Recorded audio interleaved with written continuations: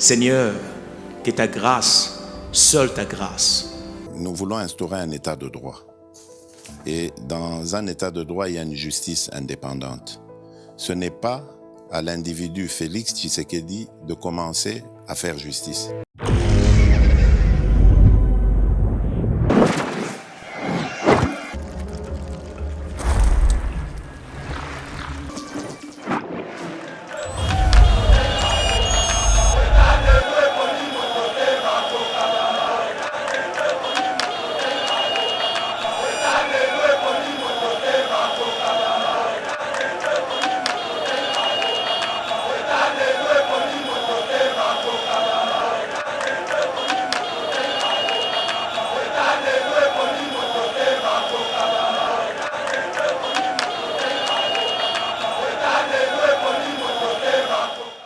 Ba message aux à état de siège. Voilà. Ezali ba message oyo et bongi président de la République azwa conformément à la Constitution.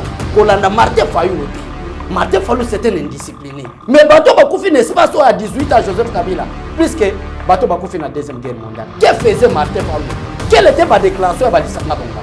Quelle était ma déclaration à Martin Fayulu? Il y a un homme avec beaucoup de respect dans respect. Maintenant, on se posait question. Ce que Martin Fayulu n'a crié, n'a pas bon sens. Humanisme est à Katina.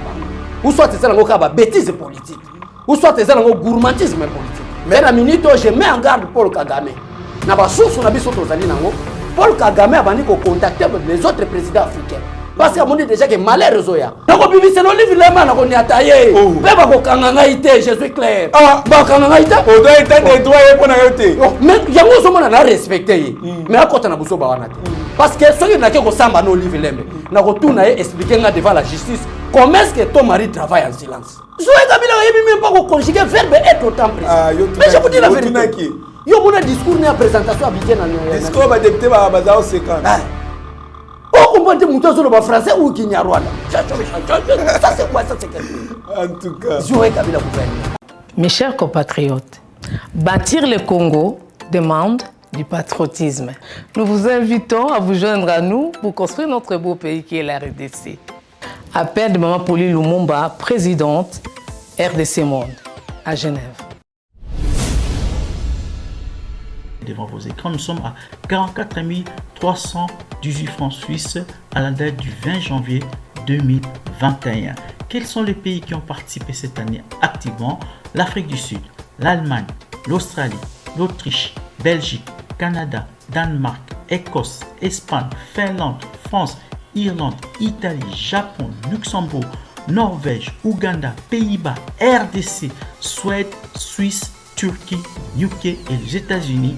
En tout cas, nous comptons sur vous pour atteindre cette année 100 000 francs minimum pour commencer nos projets. Bandeko nanga kotonga mboka esengika bolingo. Bino moko bomoni transparence to laksi bino côté mbongo. Moyibe yate, lokuta pe ezate. Alors boya to sangana to tonga mboka na biso les grands Congo. Merci.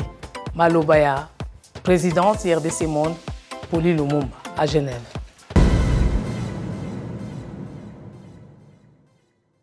Bonjour mesdames et messieurs, bienvenue dans notre émission Éveil patriotique. Bien qu'actualité elle est dominée par la nomination des gouverneurs et vice-gouverneurs. Il y a deux provinces qui ont décrété état de siège par Mokozamboka, province il y a Nord Kivu, la province il y a Ituri. Aussi cité grand débat dans la République démocratique du Congo d'intervention en politique multiple ezali vraiment quelque chose qui n'est pas vraiment importante pour le moment. Il y a décrété état d'urgence. On l'appelle Lisusu Bongo Tanganyika Zoé et son gouvernement qui sont visés par une motion de censure. Pourquoi? Puisqu'il y a détournement des fonds selon les législateurs. Il y a aussi la mauvaise gestion qui gangrène cette province. On l'appelle sous remise reprise na haute cour constitutionnelle c'est marqué entre Funga Molimo président Aïe na président actuel ezali bongo donné Kalouba, pourquoi pas tout le pays sous démarche oyo candidat malheureux à l'élection présidentielle il y a 2018 Noël Tchanialiko sala pona que poste ya président de la République a réservé uniquement bato babotami na papa pe maman congolais na mwana mboka Abbé Cholé Trésor Lumbu l'homme des missiles non conventionnels oyo bolinga mingi neto kota mozinda ma nyonso na otota isabino na mwana mboka Abbé Cholé Mbote Trésor Kandolo Mbote bandeko nyonso bazolanda biso na kati ya plateau ya éveil patriotique kaka ndenge na lubaka musa na biso ezala la communication et tout ça là ngo à bonne et due forme conformément aux lois établies aux ezoloba makamba communication tozali wana ko recadrer ko loba uniquement vérité pour l'intérêt général. Merci beaucoup Mboka Abbé Cholé, merci na Stéphane Kankou et moi je loue Kankou, président Chirito Mushashino, président Chim Simba, président JC Moulamba, pourquoi pas à messieurs Zéfi Lomele. Moi Mboka Abbé Cholé, mokonzi mboka décrété état de siège na deux provinces ils allaient plutôt dominés par l'insécurité, ndeko na biso ba liko kufa. Tongo me dit pourquoi mais ça crée des paniques na ba homme politique Misusu, je ne sais pas qu'est-ce qu'il propose à la place. Il y a état de siège, entre autres Martin Fayoulou, Adolphe Muzito, Lisanga Bonganga, Devos Kitoko, voire même Bakadre Misusu, il y a FCC, opposition radicale, c'est-à-dire il y a Joseph Kabila. Qu'est-ce qui ne va pas? Merci beaucoup mon frère Trésor Kandolo. Merci une fois de plus na bandeko basonga biso na ba conseil, remarque, ba suggestion parce que tout comme en perfection. Jusqu'à présent tout comme en perfection, te ba conseil na bino contribution na bino et ko sala était tout comme en perfection. Voilà maintenant place na bimisa ba missile conventionnel. Donc les lois na ko frapper, ils ala Martin Fayoulou, ils ala Olivier Lembe, ils ala Joseph Kabila. Les lois na ko frapper parce que oui, minute au type président de la République. À ça les discours, bah tu peux pas comprendre les discours du président de la République. Est-ce que tu rappelles la grande ligne? La grande ligne, la grande ligne, il y a discours à chef de l'État, c'est divisé en 8 parties. Première partie, Félix Tshisekedi veut mobiliser le peuple congolais. Bon, ça la vigilant. Peut-être Makambo, Zomona Lelo, na salaka émission, na ebisi peuple congolais que non. Même guerre il y a la République démocratique du Congo, les Nations Unies, même l'autorité congolaise, pointa comme sur le peuple congolais, bango moko, na ba député na bango, na ba politicien na bango parce que guerre il y a la République démocratique du Congo, ezalaki nini, ezalaki kopo na bango. Il y a un président de la République a visé peuple na première partie à discours na e pour na koloba ke boza la vigilant, bon coopérer étroitement avec les militaires na état de siège autosali. Deuxième élément, président de la République a ko attaquer gouvernement. Pour de ménager aucun effort pour qu'il y ait de la nourriture, qu'il y ait l'argent dans les militaires dans le front. Attaquer le gouvernement. Nous avons communiqué conjoint et bimi, il y a gouvernement na FARDC, na problème il y a état de siège dans la République démocratique du Congo. La troisième décision, chef de l'État attaque aux femmes et aux hommes des médias. Parce que les lois balingi ba comme ça. Ba comme ça médias na bango pour na makambo ya ba guerre. N'oubliez pas pourquoi le président de la République a kena beta point. Batu lokola ba Israël mutombo yomo monaki ba mama ba tata bilenge même ba leki o biso soit ba musu bazalo kola bana oyo biso toboti Israël mutomba bimaka na ba télévision na lokuta na politique pona ko loba ete ndenge ezali boye ba militaire na fro bazwa $20 politique mutu dernièrement auti ko attaquer président de la République pour loba pona ko loba ete soka kende ko kufa nena deuxième grande ligne ya discours du président de la République ayebisi batu ya médias les hommes et les femmes des médias que ba programme na bino ezala respectif pour favoriser FARDC. Koloba malamu ya basodo bazana front. Et non ko bima na TV, koloba ete $20 na front. Félix kita kuna kendo bundo kufa ndenge dress ko révolter ba militaire. Félix Tshisekedi aboyango. Nde yango wana, je profite na troisième grande ligne. Il y a discours à chef de l'État ko féliciter Patrick Mouyaya qui est le porte-parole du gouvernement. Mbala moko ayo ki discours à chef de l'État a bengi les hommes des médias. Alubi oya ko oser ko ça les rare ko bimisa mabe ya ba militaire bazo kufa na front pour qu'il y ait la paix durable, une paix totale. Akokuta nanga na zela nae. Médias minute somone komikal. Ozolanda. Troisième grande ligne, il attaque aux politiciens. Ba politicien président de la République na quatrième ligne ya discours na ye, président de la République azo lobé la ba politicien. Hein? Pendant que le bac, est la action mon côté, donc ba politicien pas ça la action mon côté, il y a sens ou de nature, il y a ko saboter. Ba makambo so sala mana est. Yango ba critique. Yango so mona ba critique. Il y a ba homme politique et belé. Na ko ya wana ba homme politique, na so tala na ba grande ligne, il y a discours à chef de l'État. Pour mutu muso moni chef de l'État lobby ka boye. Aye ko soit un indiscipliné politique moi bandi ko loba croyant que azo loba makamba solo. Le président de la République a été plus loin pour lober la peuple congolais, ko yebela les hommes des médias tala le makambo ke. Ndeki ko ke lober la ba homme politique. Na ko ya na ba homme politique na makambo ba lobi. Et là on a apprécié président de la République na grande cinquième grande ligne, il y a discours na ye a bo sanité. Ndeko nanga kandolo abo sanité batu ya nini abo sanité bata société civile lelo même c'est nous ko basali déclaration kandolo na habité soko yebi pour dire que le président nous a surpris yako tia état de siège pour qu'il y ait une paix durable. Pourquoi? Parce que na kacha discours à chef de l'État azui pe bata société civile alobi tous derrière nos forces armées. Mais ce qui est très important na sixième grande ligne oya sengi ngai na yo tous allez veiller kandolo nazolo bino makamba solo.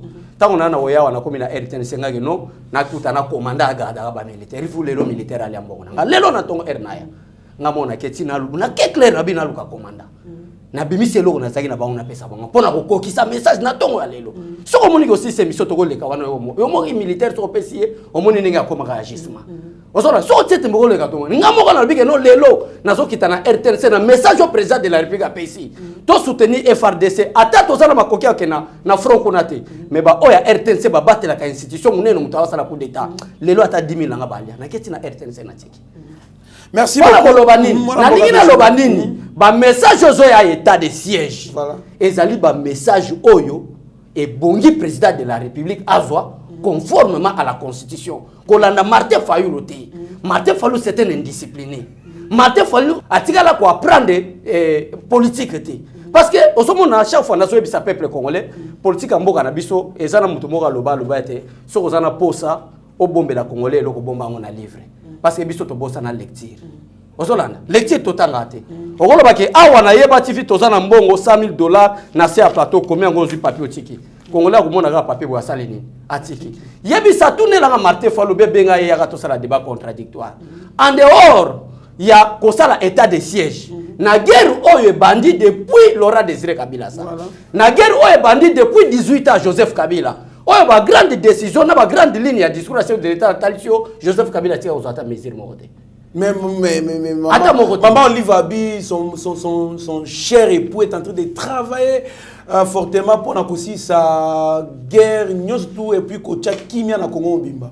Bon, c'est pas voler la victoire qui est certaine après l'état de siège. Ozomona batebele ba yipsinga totika maman nata la maman Marthe Gassalu nata la maman Denise omona biso toza orphelin de mère na yo ko Olive Lembe mawa. Omona mission na uti ko beta ye wana na yo kele mawa. Yebisanga na ko simbele na no wapi sur le plan politique Olive Lembe. Na ko simbele wana. Zalana msense tunanga sur le plan politique. Moi Brabe Cholé. Oui. Est-ce que oyebi que tant na bozaki na coalition na FCC baloba gratuité za bango baba qui tout ce qui partait dans les bons c'est grâce à tellement va décréter état de siège. Si vraiment on va chercher par tous les moyens pour éradiquer le système de insécurité la est. Et une façon ya ko chanter déjà victoire pour que tant qui mi kokota na Congo bimba maman Olive azambargima ko ba ke naebisa kabino déjà que mobile nanga ali ko travailler makasi po pio ekota na mboka. Mon frère, yango so mon état de siège yo batela bango. Voilà. Bosco Tanganda bakanga eloko la congolais. Mais akenda na CPI akeko lo bakuna za Rwanda. Mais ba autorité congolaise bazala ya wana Kabila sa président de la République. Te ba noma est général. Kaka ba noma est général. Na sala mission mo na ebisio ake caporal na Rwanda. Awa na Congo ba commissaire général. Ozola na ndeko nanga. Mais na moment no Olive Lembe bazala peka première dame. Moi c'est Kabila o azolo bake mobali nanga zo travaille dans le silence. Atikala ko yebisa biso teke Bosco Tanganda nazalaki Rwandais mais oyo azwa ko sala atrocité na sol congolais. Na éviter ça zo comprendre gandolo. Lelo ne mobile nazo travailler à silence. Na lingina lo banini. Cop na bango ezaki ba banda kosimisa Félix Tshisekedi touche na ba Martin Fayulu ba Adolphe Muzitu, ba Joseph Kabila pona kokisa maloba na bango que Félix Tshisekedi a géré kate muta géré nani Kabila. Tokena bango en douceur. Lelo to déboulonner système Kabila. Félix Tshisekedi a un gouvernement propre na eux qui travailler pour l'intérêt du peuple congolais. Je crois yo mo somona déjà que depuis sorti au gouvernement o Salemi tala na ba EPST na enseignement tala na ba porte-parole ya gouvernement. O somona déjà que à chaque fois il y a la sortie médiatique, il y a président de la République, chaque ministère na domaine na au président de la République azolobela azozo déjà ba précaution. Ndenge ninga na ko sala na domaine nanga. Donc bato maintenant ba ko comprendre que ba komi na suka parce que awa na minute on a ko yebisa état de siège au président de la République à Sali et ça pour 30 jours. Après 30 jours, tout le monde qui m'a quitté. Dérogation, il y a 15 jours. Donc, au plus tard, 15 jours, il y aura la paix totale à l'est de la République. Merci beaucoup. Nous sommes convaincus que les problèmes de l'insécurité dans la partie est de notre pays résident dans l'illégitimité des institutions et de leurs animateurs, ainsi que dans la désorganisation et l'infiltration de l'armée nationale congolaise et l'amateurisme avéré qui est dans la gestion de l'État. Là, c'est Martin Fayulu, Adolphe Muzito, Lisanga Bonganga, Devos Kitoko, et on ajoute encore que Lisanga Bonganga, les députés, va valider l'état de siège parce qu'il a une haute trahison. Quel est le mal d'avoir décrété voilà. Par rapport à Makambo Lobby, si on a dit que Lisanga Bonganga Zamaye était na TV, na tunika ke sopo ya ologa bataki olobike balobate ke muta mayele était na TV. En tout cas, ça n'engage que toi na yebite so eza mabe so olobike muta mayele était. Parce que awa toujours ba to ça la débat. Mais normalement voilà. Et ça le sens par politesse vraiment bien bien. Ya wana tout liste vous connaît muta kondana. Parce que sur la bible propos ya lisanga na bon sens. Na bon sens. Ozomona ezana mutu musufu okende direct. Ya ozomona pour respecter pour na so banga lisanga bonganga te. Na so banga pe Martin Fayulu na Adolphe Muzito pour ba memanga nulle part. Mais na so respecter des internautes balanda biso. Parce que plateau to bengo éveil patriotique. Au moins lo muso ko beta awa mutu so alanda bandi ko benga yo so albi abe sur les kiti sa mo moto mo moke. Ozola ya wana tuni question. Est-ce que ba Martin Fayulu na ba lisanga bonga? Est-ce que bazana mo ndama bayele limbisanga vraiment terme. Moyen le vraiment ezali. Prouver ce que bazana bayele. Bazana bayele te parce que guerre ya République démocratique du Congo est banni depuis Joseph Kabila sa président de la République. Mouzel aura désiré à que na se mabele a koufi atiki guerre wana. Avec une mission ya ko balkaniser la République démocratique du Congo. Basta la une république du volcan. Martin Fayulu tika la déclaration te. Contre le régime ya Kabila par rapport à Batieri. To sala ba marche et belé pour qu'il y ait la paix. To pesa ba rapport na ba Nations Unies, na États-Unis, partout dans le monde, na ba décider au monde pour qu'il y ait la paix. Nombre ya batu bakufi na est ya République démocratique du Congo et qui nombre ya batu bakufa na deuxième guerre mondiale. Ozola nande konanga na pays or que guerre mondiale zo sakisa bamboka nyonso. Mais bato bakufi ne pas so à 18 ans Joseph Kabila plus que bato bakufi na deuxième guerre mondiale. Que faisait Martin Fayulu? Quelle était ma déclaration à Lisanga Bonganga? Quelle était ma déclaration à Martin Fayulu? Il y a un avec beaucoup de respect dans respect. Nazo se poser question. Ce que Martin Fayulu n'a crié n'est pas un bon sens. Humanisme est un bango. Ou soit c'est un bêtise politique. Ou soit c'est un gourmandisme politique. Pourquoi Bazali contre état de siège? Baza contre état de siège. Kabila o Bazali radicaux. Naka ya Martin Fayulu. Bazali contre état de siège parce que guerre ya République démocratique du Congo ezalaki kopo na bango commerce ba ozo ba moyen. Ezalaki musala na bango. Oyo bango bazalaki ko sala. Batuna Martin Fayulu na ba journaliste français. Balobi commerce que ba décision ou soit ba déclaration nyonso ezo kokana na maloba o Joseph Kabila clan FCC bazoloba. Martin Fayulu déclaration ezaki nini? Non c'est Kabila azo yiba maloba nanga po akene ko loba na peuple congolais. Mais lelo bo pesi biso raison. Bo siko ndenge Martin Fayulu azoloba wana so na bani ba missile non conventionnel. Bobenga ke na sakempoli. Lelo par exemple passe à Guilinege a contribué na idée awa na plateau éveil patriotique. Kolobete to atakaka moi si à Adolphe Mouzi touté. Parce que Adolphe Mouzi c'était un impoli politique. Ça tout le monde le connaît. Ozolanda, Martin Fayulu c'était un impoli politique. Oh to quoi attaquer na basansu nyonso, ba osala biso nulle part. Parce que Martin Fayulu benga président de la République Pantin. Ça c'est l'injure public contre les garants de la nation. Mais par contre Martin Fayulu n'est pas placebo, c'est plus dire que Pantin. C'est plus dire na batako na quoi attaquer Martin Fayulu. Mais to boya quoi attaquer. Yo mona les gens na attaquer moi c'est Martin Fayulu. Na kosimbele wapi. Moi c'est Adolphe Mouzi to mona déjà na attaquer. Na attaquer les wapi. Mais to landaka maman Olivier Lembe parce que a sala ba déclaration politique. Et chaque déclaration politique est à la nation. Donc quand ta maman politique. Dans côté politique, moi état donné que communicateur à président n'a quoi attaquer hier réglementairement. Ça je te dis la vérité. Ah, madame Bogabi. To fanda na wa bimisela nga be mission place na ataka moi c'est Adolphe Mouzi. Théotika wa ataka ite place na ataka moi c'est ya Martin Fayulu. Na ataka te orke na Kabila. Na Martin Fayulu na Muzitu. Bato bazanga ba impolitesse politique et ça Martin Fayulu na Adolphe Muzitu. Mais basi na bango to ataka te. Mais Olivier Lembe ça qui te répondra ye. Parce que imaginez-vous ça c'est quelle indiscipline madame Olivier Lembe ko manifester na peuple congolais na peuple katangé. Oyo mobali na ye ata kufi ase kwa kozonga président de la République te. Ozola nangande konanga. Mais azola ke mon mari travaille en silence. En attendant son mari a sana kacha complicité ya Thierry. Ya bato bazo kufa na Est ya République démocratique du Congo. Quelle est la grande décision au Kabila Zoa pour qu'il y ait la paix à l'Est de la République démocratique du Congo? Oh, Olivier Lembe azolo balelo que mon mari travaille en silence. Si moi si abango soko attaquer, obimi impoli. Obimi impoli, ba déclaration so sala wana pour la désorienter. Ezala minoritaire pe peuple congolais balanda ba déclaration naï. Tango zo kende ko lobela batu maloba wana que mon mari travaille en silence pour qu'il y ait la paix. Son mari travaille en silence en qualité de qui? L'ancien chef de l'État. Non, l'ancien chef de l'État, la Constitution a déterminé Moussala Naye. Il ne peut pas plus s'occuper de la politique. C'est clair. Kabila Salabilanga, tant que représentant de la Nations Unies qui n'a pas mon mari qui travaille en silence là. Kabila Lubaki. Mon cher époux. Mon cher époux. Tant que bata Nations Unies qui Lukaye. Kabila Lubaki. Affaire politique na tiki. Na kota makamba politique te nazo s'occuper de l'environnement. Comment est-ce que Olivier Lembe ko zonga lelo alobaki mon mari travaille en silence? Osomona biloko ngo nako tala les déclarations de sio makasi et finalité nazo yo kelando Olivier Lembe maoa poso ki na lobingi na banda obimisa biloko wa ko regretter e banda ko koma ke to kende na justice to kende ko funda ye nako bimisa no Olivier Lembe na ko ni ataye pe ba ko kanganga ite je suis clair ba kanganga ite o doit être des droits et pona yote mais yango osomona na respecter ye mais akota na buso ba wana te parce que soki na ke ko samba no Olivier Lembe na ko tuna ye expliquer nga devant la justice comment est-ce que ton mari travaille en silence. Ça c'est préparer un coup d'état ou quoi? Ozomona ti to bakanga bisote, bakanga bagilite bayoka sote ba communicateur IDPS parce que to respecta derrière mibeko. To lo bagati. Imaginez-vous mutu lokola Jeanne Mabunda.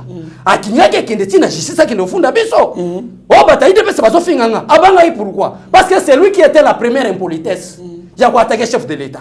Biso to yena second degré à cause de impolitesse na manifesta ki. Biso parce que un impoli faut l'attaquer. Un impoli il faut l'attaquer impoliment. Il faut maintenant expliquer missile non conventionnel à Kisaganini. Voilà, il faut expliquer à Mobo Matubaeba. Voilà, tu expliques on avait mission Goya. Voilà, tu les a permis de Nabitumba. Donc, bah missile non conventionnel, ça on te bien que missile les ennemis non conventionnels. Et ça bah réserve stratégique. Wana ba bimisa ngota ka bitumbe comme na suka. To sila na. Les a permis. Ouais, les a permis c'était. Oh, kana que non to bunda mais to utiliser grenade, to utiliser boté. Mais yo bimisa ngo. Siko to bimisa ngo. Yango na yo ke le livre Lembe mawa. Maman bata uti ko bela ba malade milai santé zongi na bien. Ozomona, soko le bika bata ko bimisa minito yo, na zo yo kelende mawa.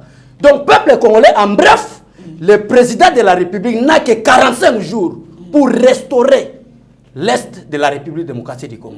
Et minito na ko yebiso moto ça déjà na kotoka. Na Est de la République démocratique du Congo. Ba territoire ça déjà kandolo, tika na révéler le Congo. Depuis Laurent Désiré Kabila qui na sama belé. Joseph Kabila aye kosala 18 ans à pouvoir. Na Congo tozalaki na Ituri wana na Nord Kivu wana. Tozalaki na 3000 groupes armés rebelles. 3000. Mais depuis Félix Tshisekedi comme chef de l'État, ti lelo et l'émission et uti ko lekana lobaki to tikala sa 20. Lelo to tikali kaka na 50 groupes armés. 50 groupes armés lelo tikali. Mais ere kotaki et banaki 89 3000 groupes armés. mais tala lelo musala président Félix Tshisekedi azosala oyebi nyuso wana suka eza nini nyuso wana suka nango ezali ete après la paix de la République démocratique du Congo les responsabilités seront établies na bato bazako financer je crois que tu Olivier Lemba to bake mon mari travaille en silence parce que azape complice ya bato ba futa ba rebelle o babo mama na biso na STP nde yango zo mona yo ke Olivier Lemba mawa na ko simele wapi to ka ina procès mon na yo batanga ko na yo ke procès mon boye mama mona est-ce que ndeko nanga zela nan to kende malem yo qui depuis maman Denise Nyakeru azale le mois sa première dame actuelle azo ça la déclaration politique non oli maman Denise azo s'occuper na ba fondation na en tant que première dame en tant que premier conseiller du chef qu'est-ce que je dois faire pour accompagner la vision de mon mari mais azala ba déclaration politique mais ça c'est quelle éducation Olivier Malinga même la ba congolaise merci beaucoup Mambra Bechole et vos apaisements to Zali Koko ban émission na biso le président nomme les membres du gouvernement militaire provinciaux du Nord Kivu et de l'Ituri Zali na 4 personnes qu'on a nommé Lubo et Ankashama gouverneur de la province du Nord Kivu à Longa Benjamin vice-gouverneur il est policier Ndima Constant gouverneur de la province de l'Ituri et Kuka Lupopo, vice-gouverneur, il est policier. Il y a Ituri. Moi, Namboka à Bechole, est-ce que vous pensez que bien que dans l'état de siège, on remplace les acteurs politiques par les acteurs militaires, par remplacer magistrats, pas des magistrats militaires et consorts, et liberté, il y a peuple congolais, ils allaient un peu restreinte. Non. Ils ont restreint, c'était. Oui, ils avaient un peu restreint. Non, écoutez, il y a un état de siège, oui, tout à fait. Les gouverneurs. Je n'ai l'impression que liberté, ils avaient un peu restreint. C'est là que c'est une série. Couvre-feu, s'il vous plaît. Couvre-feu, ils allaient déclarer. Et puis, il y a aussi ce qu'on appelle les médias, ils allaient contrôler. Oui. Moi, est-ce que vous pensez qu'avec un état de siège et puis nomination, il y a 4 personnes à tête, il y a 2 provinces, les choses peuvent changer? En tout cas, Makambo va changer. Mais premièrement, tu vas t'orienter. Nekonanga, démocratie au Félix Tshisekedi a zomé na Congo. Et l'équipe même démocratie en France. Ndimelanga na epso Makambo alelo. Ah bon? Parce que les gens Benji Moussou. Parce que biso to kopiakane ba démocratie wana ba France, ba États-Unis. Tshisekedi depuis abandi lite na ye, azalaki ko telemela ba puissants mondiaux. Les vieilles démocraties. Nazo yebisa yo. Tshisekedi pesi ba modèle à démocratie. Non, attendez, c'est là modèle à démocratie à mabe à lokuta. Ya ko nyoko la ba pays pauvre. Tshisekedi. Oui. Tshisekedi d'abord la gestion ya occidentaux parce que ça ce n'est pas la démocratie. Zona mutuloko la sango qui n'a rien. Qui attaque au président de la sango n'a rien. O gakut na yo ka soni kutana ko. Oyo ya lokuta na politique. Ozala nande konanga. Zona mutuloko la polette muntu. Ce qui polette muntu. O moni que même ça bon moi c'est bezate. On se comprend, mais il attaque le président de la. Elle attaque le président de la. Vérité. Pour moi, sans ça, bon, moi, si vous êtes. Pour moi, ça. Retirez notre parole. Non, attendez d'abord, je retire. Pas de problème. Mais Talana, au moins, Paulette qui monte. Hein? C'est vraiment Paulette qui monte, mais elle attaque Paulette qui monte. Ah. Talana, Paulette qui monte. Donc, elle attaque le président de la République. Paulette qui monte. Talana, Kaka, il y a un résultat. Journaliste, Paulette qui monte. Non, ce n'est pas journaliste. Parce que soit un journaliste, il y a une déontologie, une éthique professionnelle. Parce que ça, maman, mukolo akala. Ah, bon tapé kala. Pas de problème.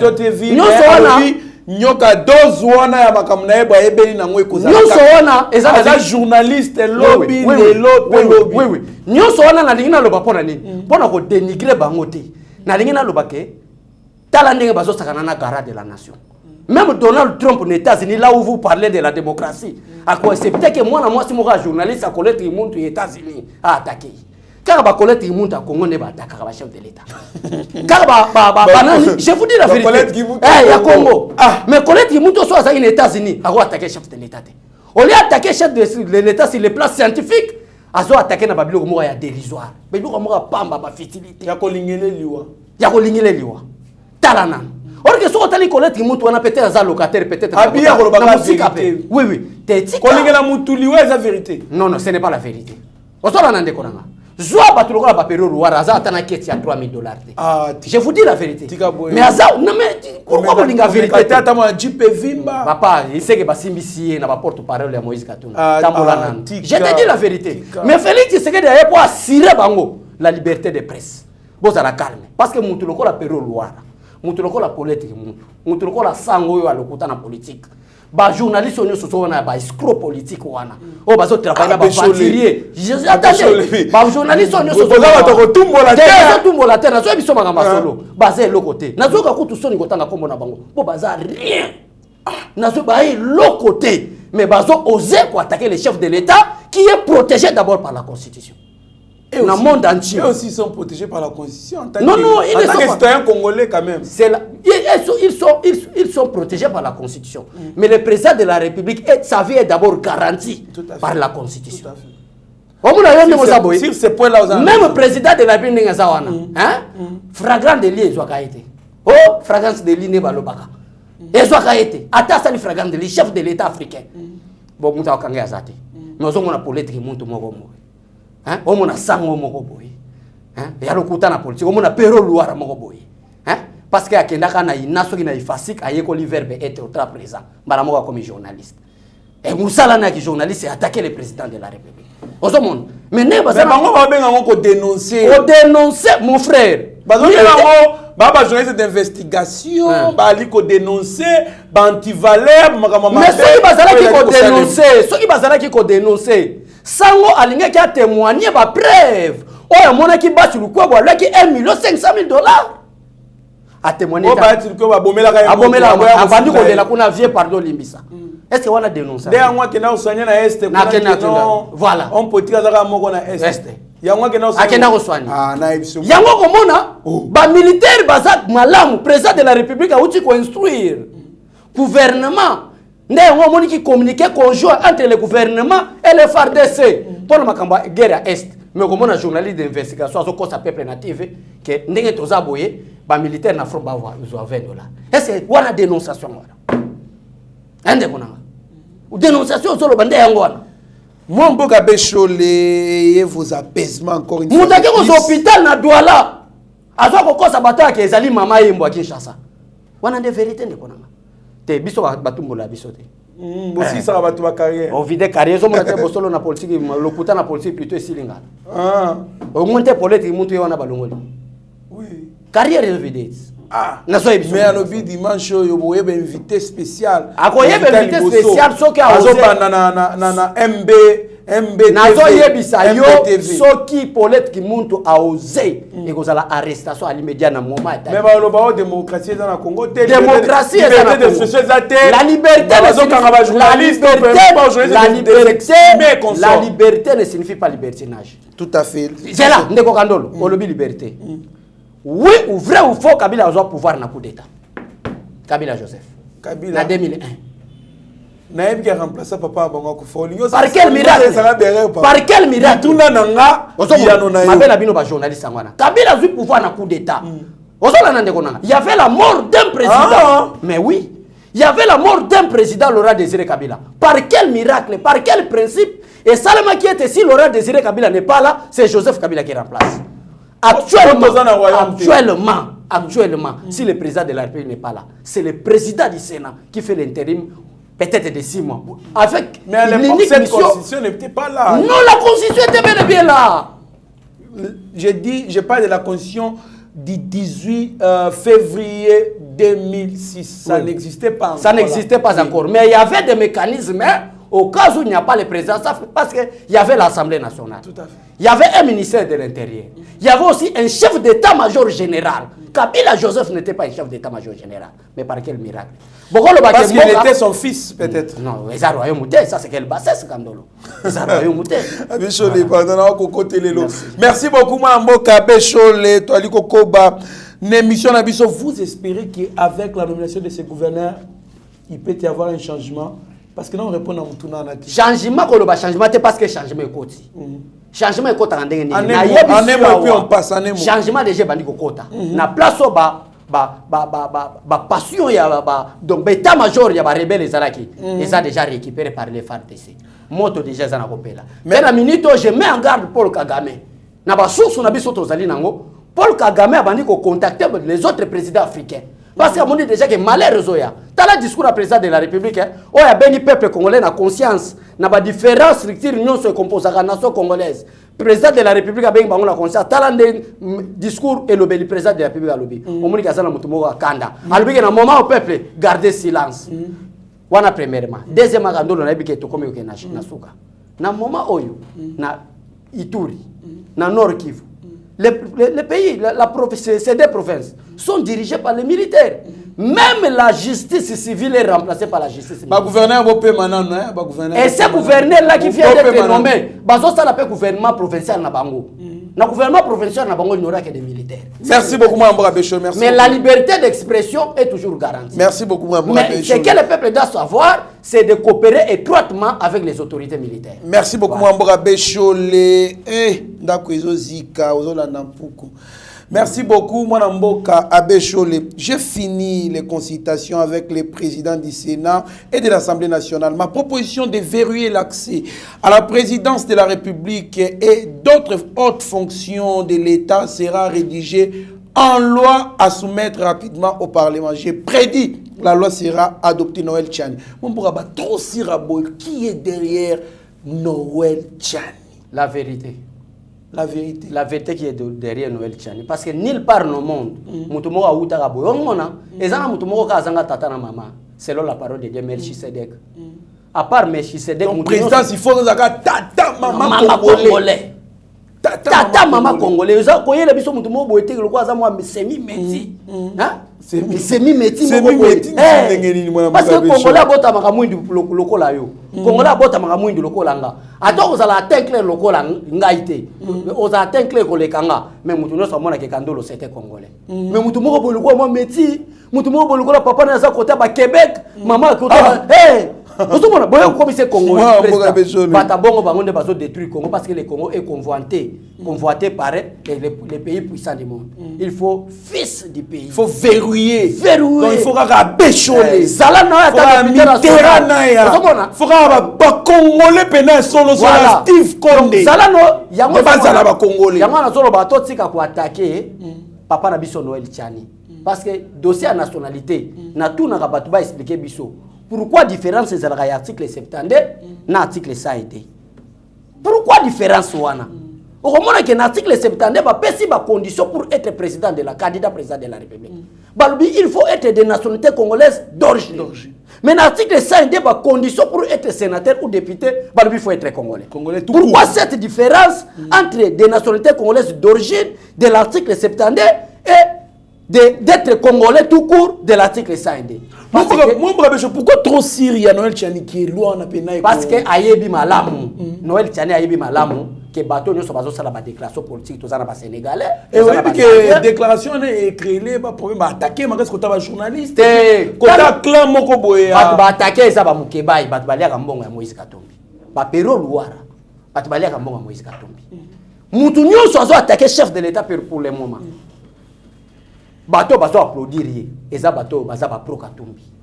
Ça je vous dis la vérité. La vérité blesse, mais laissez-moi vous blesser à cause de la vérité. Mais nous sommes là pour éclairer le peuple congolais uniquement. Merci beaucoup Tangani Kazoé et son gouvernement visé par une motion de censure. Baliko reproché détournement des fonds publics, mais aussi de la mauvaise gestion. C'est ça l'incompétence. Ah, moi Zoé Kabila. Ça c'est Zoé Kabila. Incompétence, moi on a négocié. Ah, naneni babi azotonga biloko. Azotonga loko, te kotonga loko eza mayelete. Nous avons une bonne gestion que tango yo. Donc otonga même ça peut ba architecte boya. Na ngose loko bongo ya na ya ibaka. Atongi pe immeuble na Lualaba. Et l'ingo le bâtiment c'est la meilleure gestion. Ozolanda nana yebite ke Kabila détourner mon ba minéré na Congo na Zoé Kabila. Nana yebite ke Zoé Kabila sa multimilliardaire. Qui multimilliardaire na Zoé Ngwani. Détournement ya contribuable congolais. Si on va détourner soit que au bêta hôtel à 20 niveaux na Lualaba. C'est ça ce n'est pas ça la gestion. Nous avons besoin d'une meilleure gestion eux même ba congolais na travail. Zoé Kabila c'est incompétent. 13 sur 23 députés. Attendez d'abord. Oui, motion censure wana. Denga za on a déjà Zoé Kabila koyi. Donc, parce que l'Assemblée provinciale à Lualaba est composée, je crois, de 23 députés. Tout à fait. Dès que vous êtes déjà au nombre de 13, pour la motion de c'est la majorité. C'est la majorité déjà absolue. Ça, c'est clair, il est déjà tombé. Donc to déboulonner le système ango, to interpeller bango un jour na justice, ba ko répondre ndenge nini mutu aza ko sala bilanga na Rwanda, ma yeko koma gouverneur na Congo. Bilanga na ça bilanga. Yo kate mutu mo asaka chauffeur de fois na mboko. O sala ba sambla boy. Non mais des fois lo ba ya yebiti. Yo wa ko ça qui pour le plan politique ya ozonga na mboka. Ah. Comment est-ce que mutu aza la chauffeur mécanicien? C'est le président la monde de tout le monde. Mutumoka ya cortège azo kumba mutu kalokwa muzake bitumba. Ka président uti ko. Moi moi abeche mutumoka elsa biso qui des fois lo bika kalelo. Que no ayebiti. Est-ce que pona nini pendant 18 ans azaka libana mboka. Voilà. Ah et atuna elsa na luka des fois. Des fois les grands artistes place aux alliés na tuni. Tunak des fois. Ceux qui oyebaka été. Mais pour année pendant 18 ans aux alliés mboka. Il faut c'est la ga mutu azaki chauffeur no alongwa pour te oya. Donc eza nango kaka. Na tuni kaka na za pour sa réponse. Donc pour le mutu no pezanga mutu na tuni te na relais juste message tuna ya batu. Kandolo, est-ce que oyebi que oza compétent na place Zoé Kabila yo qui travaille? Zoé Kabila oyebi même pas conjuguer verbe être autant présent. Mais je vous dis la vérité. Yo mona discours na présentation abidjan na discours ba député ba bazao 50. Oh comprendre mutu zo ba français ou Kinyarwanda. Ça c'est quoi ça c'est quelque chose. En tout cas, Zoé Kabila gouverneur. Ah discours na lukaka ngo Steve Konda chela biso. Congo. Discours na bukanga panzi na niveau moko. Na sekanga moko na ndako kwa mtaliboma. Mutasolo ba je suis le gouverneur du Lualaba. Le coup le sol donc vous comprenez c'est gars fait parler quoi juste. Non, ça c'est la honte pour la République. Merci Mme Bécholé. Félix Tshisekedi a changé ma cam. Remise et reprise à la Cour constitutionnelle. Est-ce que vous pouvez maintenant compter sur ce nouveau président pour un bouleversement, Makambu, changement, Makambu, la bonne interprétation des lois de la République du Congo? Ouais. Donc, l'amour n'existe pas. Ce qui existe, c'est des preuves de l'amour. Moi, je suis intention de mon thème, mais acte et prouver que je suis en bonne volonté. Dans ce pays, Bilembo. Bidimbu, si Sabidimbu. Parce que si Sabidimbu. Parce que Nazawa. Si Sabidimbu. Vraiment, vous voyez que Naza bon gestionnaire. C'est par des actes. C'est par l'argent du contribuable congolais au côté de la caisse. Nazo gérer à mon dégainé. À cause de ces actes-là, et que pousser le peuple congolais, que je suis patriotique, je suis plutôt nationaliste, on a retombé la moka. Ne pas les actes. Et ça n'a pas été. Mais nous déjà acte à liboso. J'ai donné Kalouba à Sali. Dès qu'il a pris la cour constitutionnelle, ça comptait Bakambo à Sali la procès vital Kamere. Nous avons déjà qu'il y a de bonnes choses. Parce qu'il y a 5 interdictions de sortie. Il y a pas membre du gouvernement Ilunkamba. Ah bon? À 5 déjà il y a le lobby n'a préféré interdiction de sortir na batouane salema poto yeba gestion na bango sakindeni. Merci beaucoup mon Mboka Bécholé to lingamboka na biso olingi état de siège proposer to boy bamboka ba critique à pamba na ti critique si moi j'étais à la place du chef de l'état j'allais faire ceci j'allais faire cela mais c'est là où ils ont bimaté moi à sa place je ne prendrai pas cette décision. Mais ce qu'on olingi nini tala ndeko nanga ya kana ma proposition on avance ndeko tala ndenge mboka avance. Nous ne voulons pas pour Kabila comme président de la République. Batuni biso na IDPS. Pourquoi vous ne voulez pas de Kabila? Parce que nous doutons fort de sa nationalité d'origine. Donc les intérêts de la République sont déjà en danger. Parce que Joseph Kabila. Non, pas Kabila. Mais vous voulez quoi? Nous ne voulons pas de Kabila parce que première position de bord, nous doutons fort de sa nationalité d'origine. Deuxièmement, pourquoi vous ne voulez pas de Kabila? Parce que nous, de l'IDPS, être président de la République, ce n'est pas donné à tout le monde. Kabila n'a pas un niveau d'études, Kabila n'a pas de compétences, et les deux mondes. Qui a un diplôme en master en relations internationales. Fanda no, landa onga na loba ndimande ngana loba vérité. Osomon. Tomoni qui a ça na compétence té. Pourquoi vous ne voulez pas de Kabila? Na souka, nous ne voulons plus de Kabila parce que malgré Ayiba l'élection, mais à comme un délai constitutionnel, il ne peut pas dépasser 2016. Nous ne voulons plus de Kabila, mais avec des propositions pour nous la crise. Oh, nous manquons de l'argent. Avec ou sa machine à voter, voilà. nous irons aux élections. Avec la machine ou avec la machine. Par exemple. Voilà. Mais qu'est-ce que Martin Fayulu fait? Martin Fayulu va s'immiscer kaka hôtel ya. Bolingi état de siège. Attendez, Kandolo. Basimisi Martin Fayulu kaka hôtel. Il y a 10 chambres na Gombe gérées. Azo futa taxe à l'état. Est-ce que yo yebi que Martin Fayulu ba corrompre na André Kimbuta pour $1000.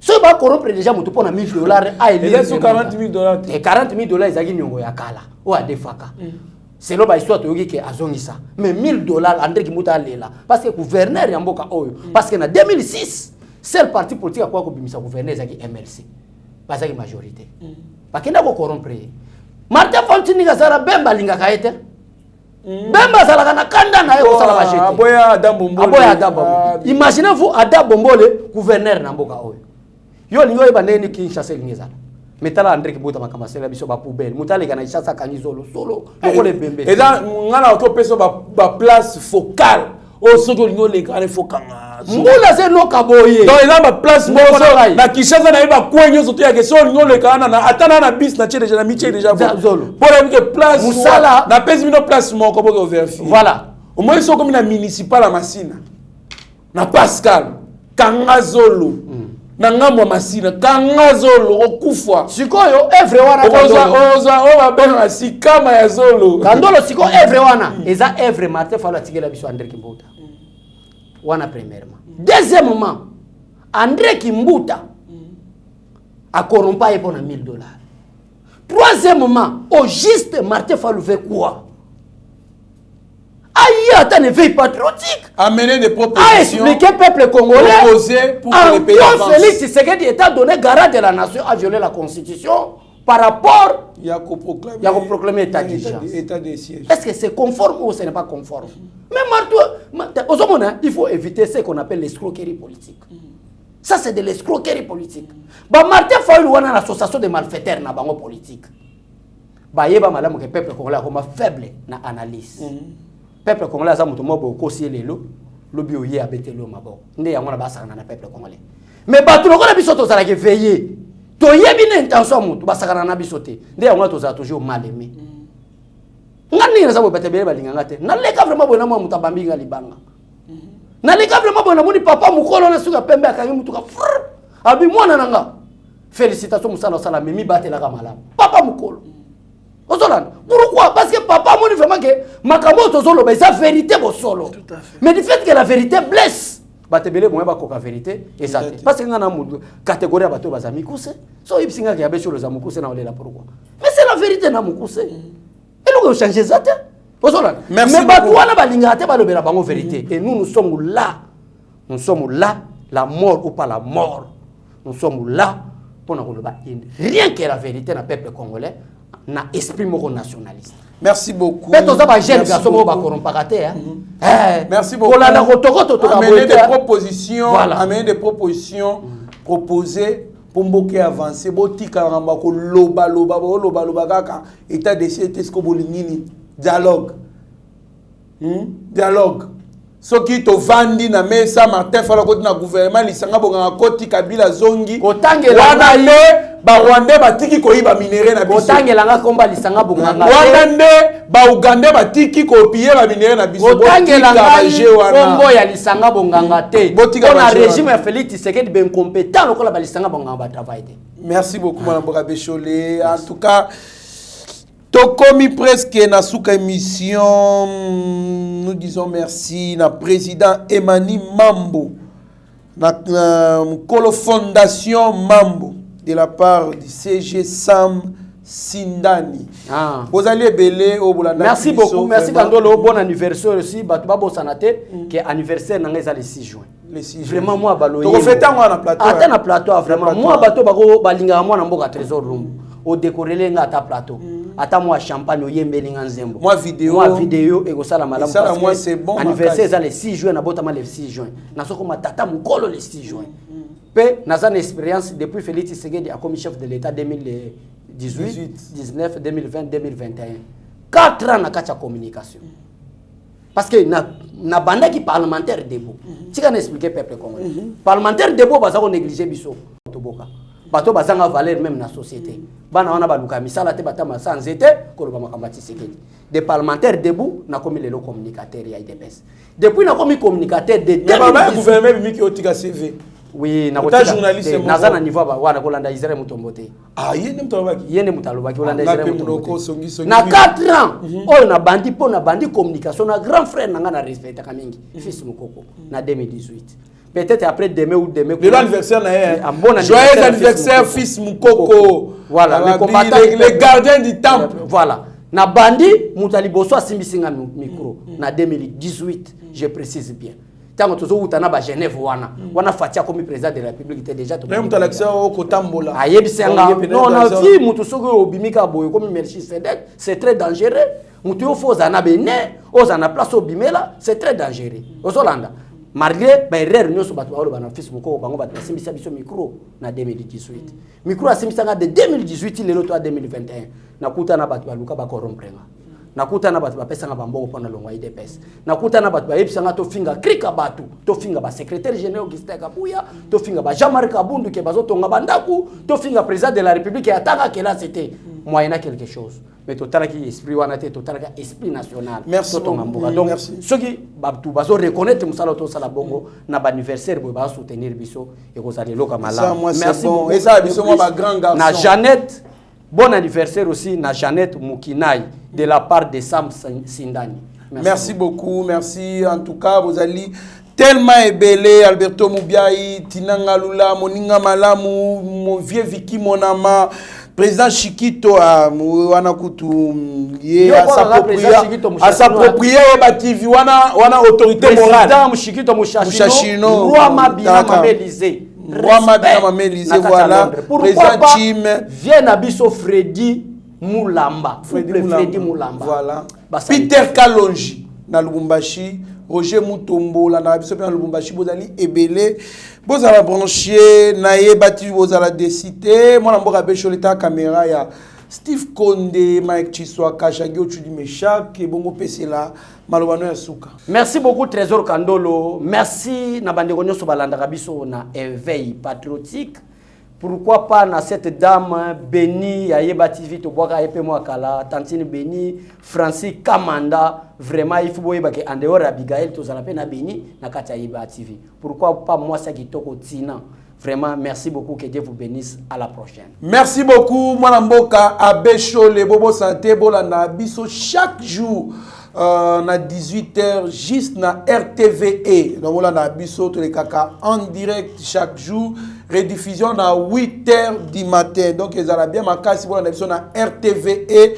Voilà, na ba image à Steve Konde HD, pourquoi pas, Moussala, ma casse, il peut, ba démarche, il y a Eric Moubiala, en tout cas, vous allez brancher dans Eba TV, vous allez décider, mais vous sentez que nous sommes sur la coordination du DG Shadrach Loholo, marketing, il y a Benny Okeke. Vous allez brancher, vous allez décider, mieux vous être, mettre ce silence qui est plutôt esclave de ses propres mots. Merci. Seigneur, que ta grâce, seule ta grâce. Nous voulons instaurer un état de droit. Et dans un état de droit, il y a une justice indépendante. Ce n'est pas à l'individu Félix Tshisekedi de commencer à faire justice.